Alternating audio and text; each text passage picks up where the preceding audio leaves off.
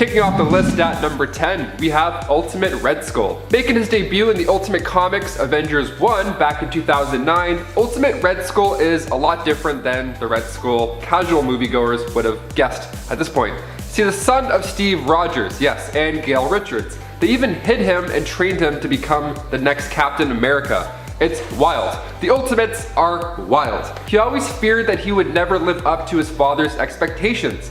I mean, fair. At just age 17, he killed all the doctors and soldiers at the military base. He was in charge, and his side hustle was planning this badass escape in the meantime. He then got the haunting look by using a kitchen knife and carving his head. So that's disgusting. Nice gross way to kick off this list. And before we continue on to number 9, guys, if you could go ahead and Hulk smash that like button because it really helps us out here at the studio. You guys are the best. Now back to the list. Coming in at number 9, we have Lara. Taking place on Earth 8009, beginning with Hulk Raging Thunder issue 1. We find Lara Walters, or sometimes referred to as Savage She-Hulk. She is the daughter of Thundra and Earth 616 Hulk.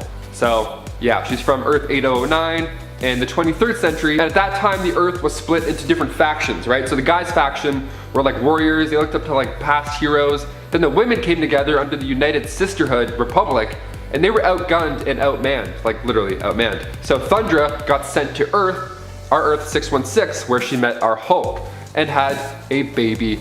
How cute. Lara actually gets stronger when she's calm, and she's able to tap into the gamma sight, which means she can see the flow of gamma radiation. I'm doing my best interpretation of gamma radiation. Can't see the green, but it's a lot of gamma behind me. So she becomes a smarter and smoother fighter in this state. But if she becomes angry, she'll actually become weaker, which is fun. Let's play with that idea a bit. Number 8, Ultron. In the MCU, Tony and Bruce are the masterminds behind Ultron. But in the comics, it was actually Hank Pym. See, Ultron made his first debut back in 1968 in Avengers 54, and beneath the crimson cowl, we discover is indeed Ultron Pym. I love how in Age of Ultron they used a red cowl to hide his new and improved look. It was a nice reveal. In the comics, Hank Pym was actually the father of Ultron, so there's been many versions of Ultron, seeing as he constantly wants to upgrade himself and be bigger, badder, and bolder. He actually has the same brain patterns as Hank Pym. He figured it needed a personality, much like our MCU version of Ultron is basically Tony Stank, but with more, you know, metal, rage, fire, and blood, and horribleness. Number 7, Franklin Richards. Born in New York City, Franklin Richards, of course being the son of Reed Richards and Susan Storm, is quoted from Galactus himself as the most powerful mutant ever. Nice, that's it. Put that on a resume. Boop, that's sick. He is a mutant beyond Omega power. You heard it from Big Guns himself. See, Franklin was a member of Gen X, and he's also a future X-Men member in the Ultimate X-Men comics. Some of his powers include vast reality warping, psionic powers. He also has control over the universe, so awesome. He's got precognitive powers, so his dreams tip him off on what's gonna happen in real life. That happens to me, except it's always embarrassing, and they end up happening. He can see the future in his dreams. That's so OP. He can resurrect the dead, he can time travel, teleport, astral project, and he can duplicate planets and or people. So yeah, Ego, living planet. You're doomed either way, pal. At a young age, he was able to create a pocket universe, and then in Fantastic Four issue 604, this dude even took on not 1, not 2, but 3 Celestials. One of them he actually just took out with 1 punch. 1 punch, man. 1 punch, man. Huh. Needless to say, Franklin Richards is not somebody you want to mess with in any of his pocket universes. Franklin has a middle name, and that's Benjamin, which is nice because they named him after their good pal, Ben Grimm, the Thing. My middle name's Douglas. Number 6, Red She-Hulk. So this mysterious character just showed up when the Red Hulk gathered a team to hunt down Domino. So while Wolverine was fighting Red Hulk, he like scratched his eyes out, which is a mess. And then just as Wolverine was about to finish him off, bam! Red She-Hulk comes in to save the day, and she's fierce. Like right off the bat, she taunts Wolverine by showing him her fancy new outfit that used to belong to Domino. Like she had Domino's gun, she had Elektra's sai, and then she bragged about how she killed the two and took their weapons and clothes. So she's kind of a hot mess. She held off the fight long enough for Red Hulk to recuperate, and then unbeknownst to Red Hulk until later on, the identity of the new mysterious Red Badass is actually none other than Betty Ross. General Ross became the Red Hulk and was an Avenger at one point. So his daughter, Betty, naturally also became the Red She-Hulk. Now, I know what I said about her earlier makes her sound like an absolute savage. In some of these comics, yeah, she is. She even killed the Hulk in Incredible Hulk 634, so you gotta check more of her out. Her powers are pretty nuts. During the scrap with Wolverine, she spat in his face, which is yucky. First of all, we don't do that anymore, 6 feet apart, people. But secondly, her saliva is acid. So she grabbed Red Hulk and they both ducked out in the sewers while his eyes melted. Yuck. Number 5, Stinger, aka Cassie Lang. This one I think we actually might see in the MCU sooner than we think, so yes. The daughter of Scott Lang, aka Ant-Man, is one of my favorite parts of the Ant-Man films. She's so cute, she's funny, the way they interact, it's just good. It's a nice father-daughter relationship that we kind of saw with Morgan and Tony, but it was just nicer, and this lasted much longer. So in the comics, she actually took over for her father after his death and Avengers disassembled. Now, I don't think Paul Rudd's gonna leave the MCU anytime soon, but if/when he does, I think they've shown enough growth of Cassie Lang, literally, that they can have her suit up now. I mean, who knows, maybe after he supposedly blipped, Cassie wanted to like avenge him and stuff. We didn't really see a lot of that side. Even in the comics, she was asked by Scarlet Witch to join the Young Avengers. Then she donned the name Stinger after she died and came back to life. Now, while I don't think this exactly is gonna happen anytime soon in the movies, I'm getting an idea that she works alongside Scott Lang in the next movie. That's my prediction. See, Scott watched Hank and Hope play catch up during this franchise. She practically begged him to get her own suit, but Hank's like, no, or Michael Douglas said no like 1,000 times. He yelled a lot too. Scott probably saw this and knew it was gonna happen eventually with him and Cassie, right? So we had that little time jump in Endgame, now we've got an older Cassie in a world that's pretty dangerous. Maybe we'll see it, maybe we won't. Maybe it's Maybelline. And number 4, Valeria Richards. The second child, as you would have guessed, by Reed Richards and Susan Storm. She made her debut in Fantastic Four Volume 3, Issue 54. Valeria is also so badass like her brother. She may not be as powerful as her brother, with the whole Omega level pocket universe jazz, but she's super smart, smarter than her dad even. Pretty sick. She's also more into working alongside her uncle, Victor Von Doom. There's always the cool uncle everybody loves, Can't help it, just too cool. Hashtag too cool for school. She believes that Reed also never really used his knowledge to help people. Rather, he just did things for himself, which is a common theme in superhero worlds. Donning the nickname Brainstorm in the meantime, hopefully we get to see her sometime soon. Number 3, Scotty Summers. Making his debut in Mutant X issue 1 back in 1998, Scotty Summers is the son of Avengers member Havoc and Madeline Pryor. The Inferno event is probably the most noted piece of his history. See, they wanted to use Scotty Summers as a sacrifice in order to open up a portal to the Goblin Force. Madeline saved him, but in doing so, she became possessed by the Goblin Queen. This was when he showed his true power. That power just happens to be up there with Franklin Richards. Celestial level, baby. He's the best. He has soul sense empathy, so he has the ability to sense the goodness in others without even touching them. And on top of that, he can read minds, so it doesn't matter how you feel or think, Scotty already knows. And Psionic Firebird is pretty wild too. He can turn into a psychic firebird whose claws can harm you physically and or mentally. Nice. Number 2, Vision. The son of Iron Man and Banner. In Captain America Civil War, we see the fallout of Tony and Cap begin. See, after creating an evil robot son who wants nothing but destruction, Tony figures, well, maybe if I make another one, the new body and Mind Stone will kind of be good. And it did, it was pretty sweet, and he kicks ass. Vision started out as his android that belonged to Tony Stark, and then by time Infinity War, Banner says the line, "You lost another Superbot?" And then Tony responds with, "I didn't lose him, he's evolving." So this is an interesting time in the MCU. Vision is like the son of Iron Man, and then after we lost him, I knew there would be more. Even in this poster, there's a glitch, a little speck of color left in it. In Infinity Gauntlet, we see a colorless Vision after he meets a similar demise. So when that poster was released, I figured there was a part of him that was downloaded and left somewhere, because Marvel doesn't just make printing errors. I don't know why we didn't look into this more.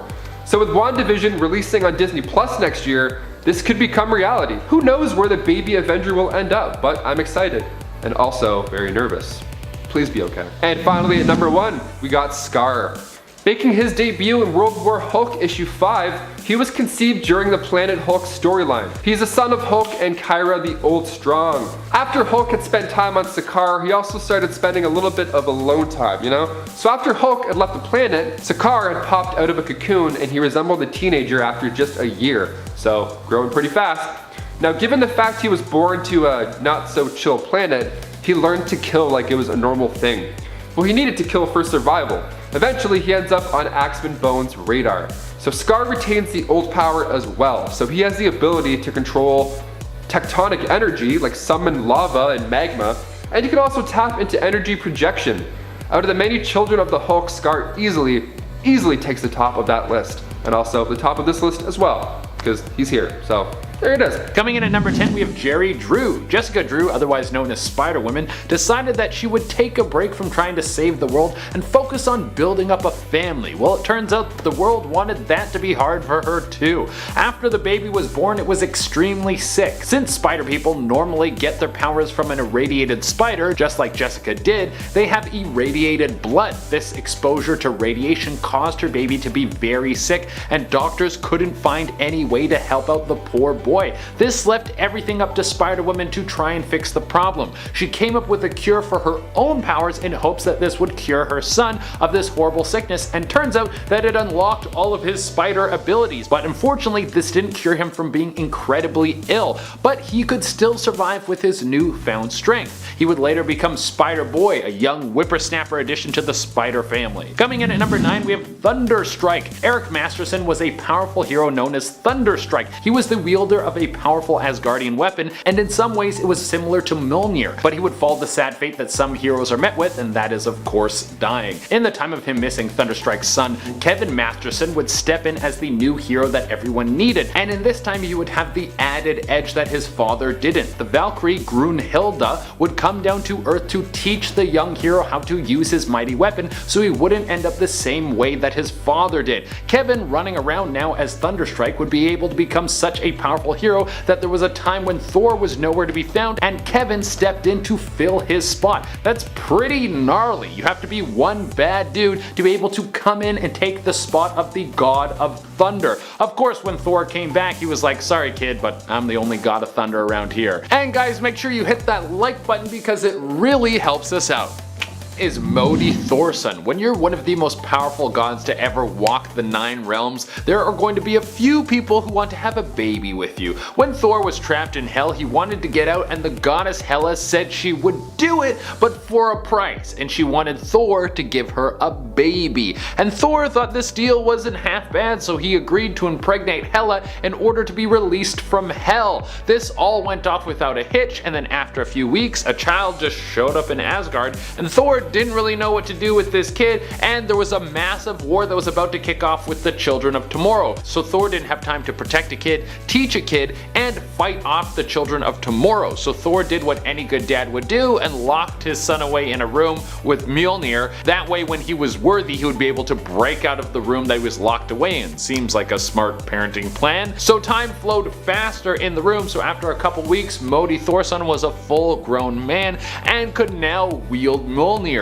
He burst out of the room, he hated his dad, and then he tried to destroy America to build a new Asgard, and he had some pretty intense magical powers. Coming at number 7, we have X-23. No, technically not a child. Wolverine didn't impregnate someone to make X-23, but he has definitely raised her as a daughter, and he has an emotional attachment to her as if she was his own flesh and blood, which she is just not in the traditional sense. X-23 is of course the clone of Wolverine, who was built for one reason and one reason only: to be a tool of death. She has Wolverine's same powers and has been trained in hand-to-hand combat in ways that rival even Wolverine himself. She also constantly struggles with the fact that she was made as a weapon. The people who made her see her as property and can use her for whatever nefarious purposes they want, but of course Lara Kinney, also known as X-23, is a person and doesn't want to be treated like someone's property. I don't know if the people making her ever thought that she would take after her father. Like maybe it was a bad idea to clone the dude who you tried to turn into a weapon before and then rebel rebelled against you and has been fighting against you ever since he escaped. Who would have thought that his clone would do pretty much the exact same thing? Coming in at number 6 we have Hope Summers. The aptly named Hope was the first mutant to make it into existence after the world was hit with the tragic event known as M-Day. This of course was the day that nearly all of the mutants were wiped from Earth,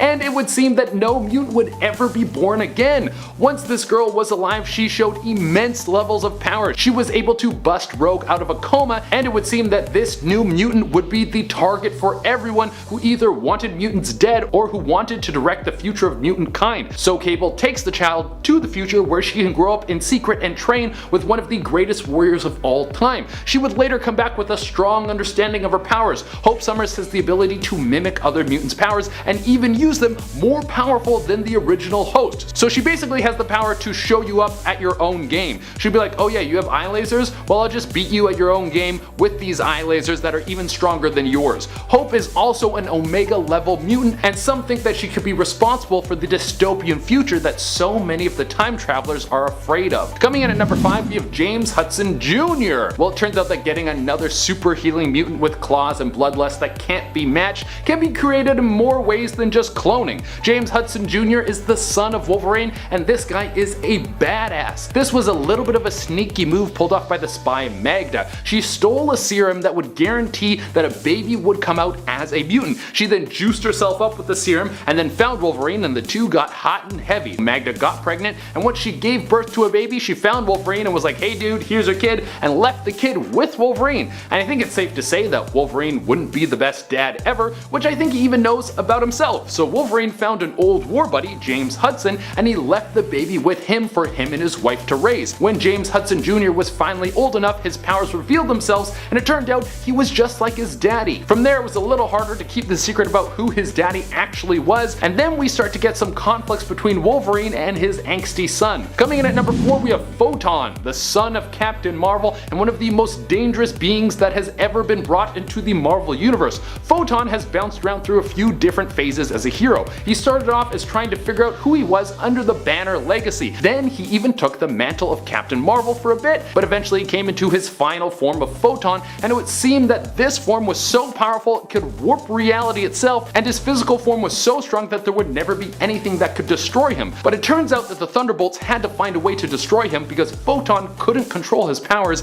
and this was going to lead to reality being ripped apart, as it occasionally does in comic books. Basically what happened was Photon was constantly pulling energy into his body without the ability to slow this down. So the Thunderbolts actually had to find a way to dismember him and move his separate body parts into different realities so his body wouldn't bring the end of time and space. It's kind of a bummer for him because he really just wanted to be a good guy. Coming at number 3 we have Khasamba, Black Panther's grandson in one of the most hectic universes that has ever been created in Marvel. For those of you who don't know, Khasamba exists in the Marvel Zombies universe where people are constantly ripping at each other's throats to try and survive. Khasamba had to watch his grandfather, Black Panther, get turned into a zombie to survive. This obviously scares the hell out of the boy, and things get even crazier when the new king takes over Wakanda and then tries to have Black Panther killed. I think it's safe to say that this kid won't grow up well adjusted. Nothing like the mental scarring of your grandfather becoming a zombie and then having an entire nation that you're supposed to inherit try to kill him.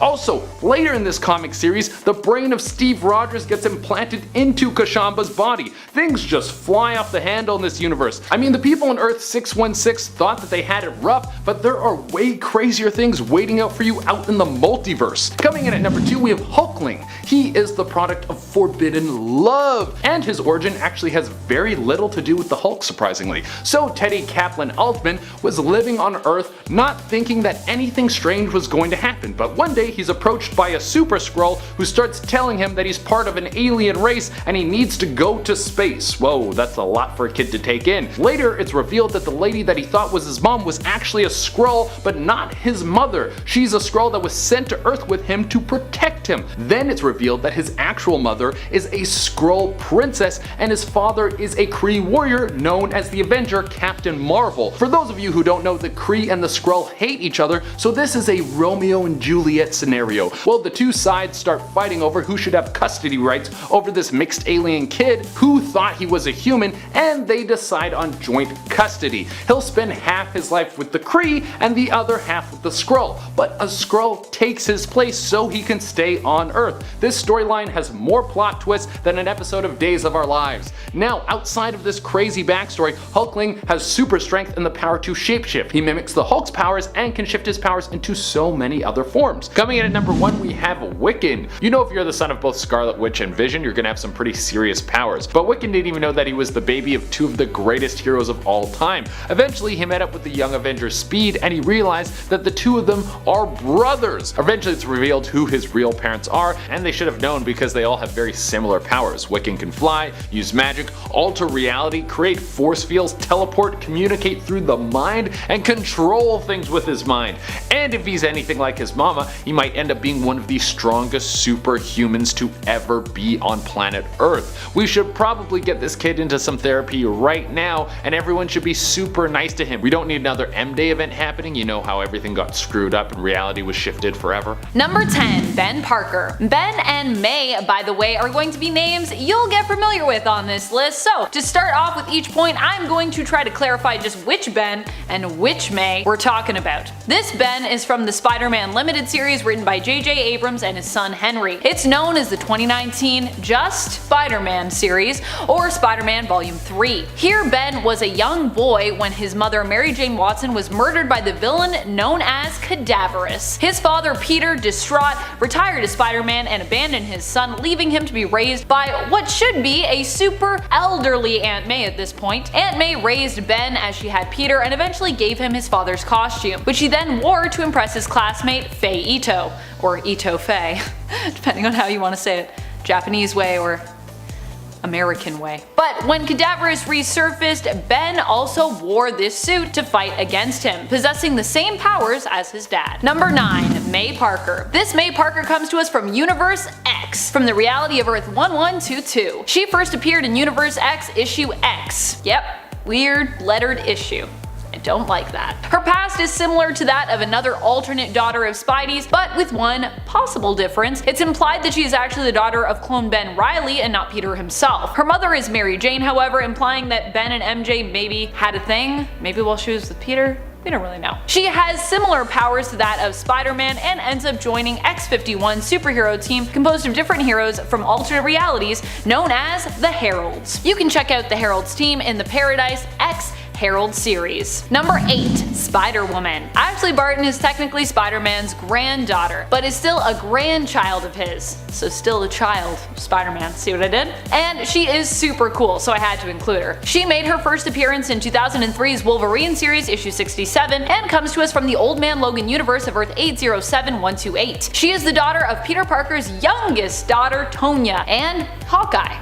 Yeah, try not to focus too much on the potential age difference there. Feels a little wince-inducing. Ashley attempted to take over Hammer Falls and usurp Kingpin's rule there, but she was captured. Old Man Hawkeye later rescued her, only for her to try and kill him, surprisingly. She appears to have powers similar to those of Spider-Man. It's kind of a weird point to finish it on, but whatever, Amanda, that's what you wrote. Number 7, Richie Parker. Richie Parker comes to us from the House of M reality. We've seen 2 different versions of him from different realities, and it's implied that Richard Parker II would grow up to exhibit superpowers similar to his father's, potentially even being able to produce organic webbing in addition to Peter's usual power set. Rather than being the son of Mary Jane and Peter, Richie is the son of Gwen Stacy and Peter Parker. There is a version of him with powers in What If Spider-Man House of M issue number 1, and a little baby version of him in the series Spider-Man House of M. Number 6, Venom. This Mae Parker comes to us from the reality of Earth 9997. That would be the universe of Earth X. She first appeared in 1999's Earth X series in issue number 1. She is also the daughter of Peter Parker and Mary Jane, like so many of these kids. However, her mother died of cancer when she was younger. Her powers manifested when she was just a teen and are similar to her father's. But Mae also has the powers granted to her by the alien symbiote known as Venom, whom she is bonded to. Initially, the Venom symbiote sought her out after leaving an elderly Eddie Brock, hoping to continue its vengeful pursuits against Mae's father and turn her against him. Mae's willpower and spider sense proved too powerful for the symbiote though, and so its plan did not work. Instead, she bent the being to her will and used the symbiote for her own heroic means. But she still goes by the name Venom,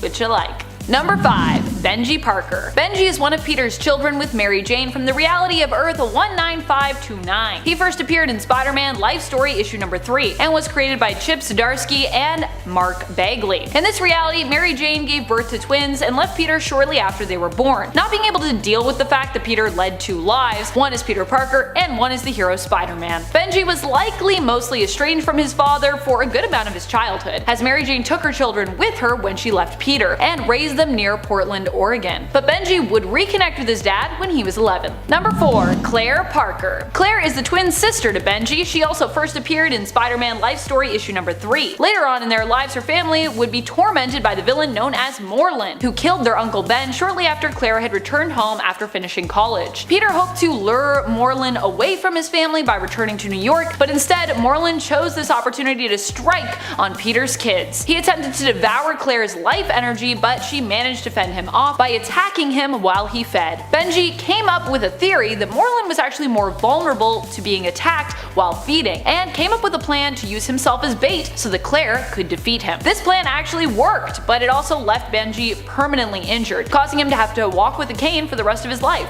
Number 3. Spiderling. Anna Mae Annie Parker is from the Earth of 18119. She made her first appearance in 2015's Amazing Spider-Man Renew Your Vows issue number 1. Her Earth was revealed to be one of the alternates condensed and weirdly preserved in God Emperor Doom's battle world following the incursions. The reality was transformed into the domain known as the Regency. In this alternate reality, Annie was the daughter of Mary Jane and Peter and developed spider-like abilities similar to her father's. Her spider sense also grants her a kind of future vision, and as such is considered more involved and more powerful than Peter's. Number 2. Little Benjamin Benji Parker. This Ben Parker, fondly referred to by his sister as Benji, first appeared in 1998's Spider-Girl in issue 59. You know what that means? He is the little brother of Mae Parker. Benji showed signs of powers very early on. He bonded with the Carnage symbiote when he was just a little toddler, and Mae had to use sonic waves to separate the symbiote from him. Because he was so small, his eardrums actually burst, giving him hearing loss and making him deaf, which Mae felt awful about and super responsible for. Even without his hearing though, Benji was still a perfectly happy little boy. He would later recover his hearing, but after bonding with the symbiote, it was believed that the experience may have altered Benji's physiology somehow. His powers began to surface shortly afterward, leaving him crawling on ceilings and walls and manifesting and using his own super strong organic webbing. It's believed Benji could even grow up become a more powerful hero than both his sister and his father. Number 1. Mae Parker. Mae Parker, aka Spider-Girl, aka Spider-Woman, is one of the most famous of Spider-Man's kids. She is from the alternate reality of Earth 982 and first appeared in the 1989 What If series in issue 105. The story she was featured in sought to answer the question, what if Mary Jane had never lost the baby and Spider-Man had a Spider-Girl? People loved Mayday so much that she would later get her own series, Spider-Girl, which would have a 100-issue run. Pretty impressive. Like her little brother, she is of course the daughter of Mary Jane and Peter. She shares her father's abilities, but she isn't quite as physically strong as he is. However, she does have enhanced agility and spider sense, which more than makes up for that slight difference in strength. Number 10. Ren Duren. Ren Duren, which sounds kinda like Duran Duran but isn't, is Logan's daughter from an alternate universe. Her mother was a sorceress known as Sylvie Darkness, and she grew up in a family with a strong lineage of magic users. She herself has both a healing factor and magical abilities, which allow her to open portals. Her bone claws seem to also be imbued with mystical energy as they glow. Ren made her first full appearance in 2019's Marvel Comics Presents issue number 5. Number 9. Shadow Stalker. Are you ready for the mongrels? Cause they are coming! Coming for Wolverine's head, that is. The mongrels were a group of Wolverine's children who all kinda had a personal vendetta against him, many of them being abandoned by him. They were convinced by Dawkins to become a group known as the Mongrels, who were trained by the Red Right Hand to become assassins and to take on Wolverine. Shadow Stalker was one member of the Mongrels who didn't even get a name. We also don't know who her mother was, but she had a very interesting look when it came to her costume, sporting a weird mask with flail-like hair tendrils, like a flail ponytail. Pony flails. Cannonfoot. Cannonfoot was another mongrel. Once again, we do not know his name or the name of his mother, but Dawson also found him and brought him into the fold. His abilities we know to be closer to Wolverine's, giving him an animal-like instinct, superhuman strength, speed, and agility. He also appears to have claws on his toes and fingers, similar to Sabretooth. Sophist. All we think we know is that Sophist is likely Mexican. He is also a member of the Mongrels. Once again, we do not know his mother's name or his name. We know that he wears a luchador mask and enjoys shouting out battle cries in Spanish though. He often fought with a chainsaw strapped to his arm, hence his mantle of Sophist. Gunhawk. Gunhawk became the leader of the Mongrels. He actually got a name, and so did his mother. Yay! His name is William Downing, and his mother was Dolores Downing. She is believed to be a Canadian woman, though the story of her and Logan's relationship still remains pretty unknown. Downing's mother died of old age, so it's likely that she and Logan met a long time ago. And Downing himself is not a young man. He takes the name Gunhawk, inspired by the famous Western gunslinger of the same name. He doesn't appear to have any powers, but he is an expert strategist and skilled combatant. Like the rest of the Mongrels, William died fighting his father. Wolverine gave them the option to surrender, but they refused. Later on, Wolverine would discover that the team was composed solely of his children and buried them feeling great sorrow and remorse for being made to kill them. Wolverine just has such a tragic story. Everything that happens to him is terrible. Number 5. Emiko. Emiko is the adopted daughter of Wolverine. She first appeared in Uncanny X-Men issue 181, where her mother was killed when a dragon from Battleworld rampaged through Tokyo. True story.